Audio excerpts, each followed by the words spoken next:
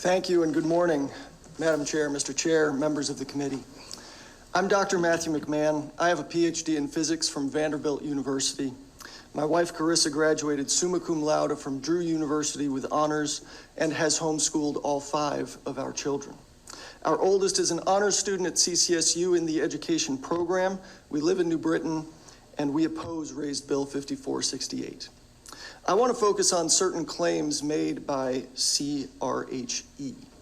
In their written testimony, CRHE flagrantly engages in the worst sort of statistical cherry picking. They cite a bare statistic of alleged abuses in homeschool families without disclosing either the total population of homeschooling families or the number of years across which those events were collected. Set aside the serious questions I have over the quality of their data. It is professional malpractice as a matter of quantitative analysis to cite a numerator without the corresponding denominator. To be clear, these shenanigans do not offend me primarily as a Christian homeschooling father. They offend me as a professional scientist and competent data analyst. We've repeatedly heard today members wondering what is in the bill that should alarm homeschoolers. It is precisely what is not in the bill that alarms us. This bill would give carte blanche to unelected bureaucrats working hand in glove with out-of-state, far-left, professional paid activists like CRHE to dictate what constitutes equivalent instruction. And the anti-Christian bigotry of these professional activists is exposed in the risible yet alarming claim in their written testimony on page 3 that the separation of church and state somehow demands the separation of child and parent when it comes to religious instruction. This flies in the face of the First Amendment and Supreme Court precedent. Most critically, the instruction my wife has given our children is not equivalent to what is on offer in the public schools. It is superior. That's the whole point. We pay exorbitant property and income taxes to fund a public education system whose resources we are not consuming. Meanwhile, 40% of New Britain high school students are chronically absent and just 30% are college ready.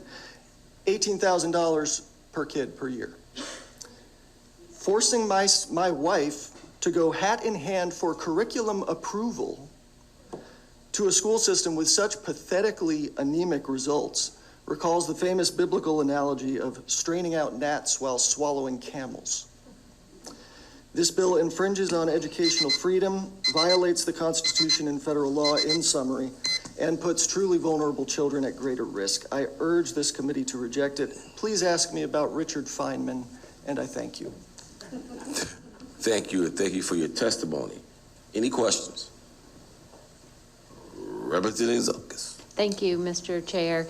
And through you, Mr. Chair, thank you for testifying and your daughter going to become a teacher. We have a major teacher shortage in this state, and hopefully she'll bring all those values that you've installed with her. She loves kindergarten. And they'll love her being in kindergarten. And you wanted just to tell us one more thing. Would you just tell us that, please? 1974, the Nobel Prize-winning physicist Richard Feynman gave a commencement address at Caltech. It's a famous address that I recommend to all of the homeschool families here in your high school science curricula. It's called Cargo Cult Science, except the Tumorscheites, because I'm sure they've already looked at it.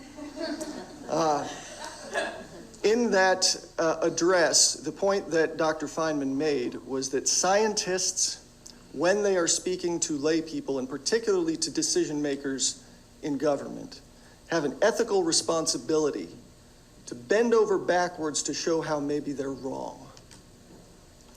I want everybody on this committee, and I thank you all. I'm very impressed that so many of you are still here on both sides of the aisle after such a long night and morning.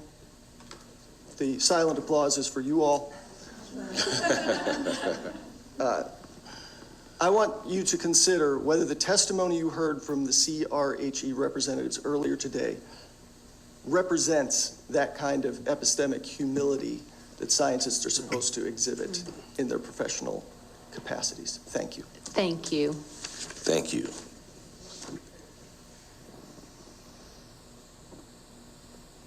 Thank you, Mr. Chair, and through you, just a quick comment, because you talked about CHRE, their reporting failure or some of the confusing information that they were giving that was inaccurate.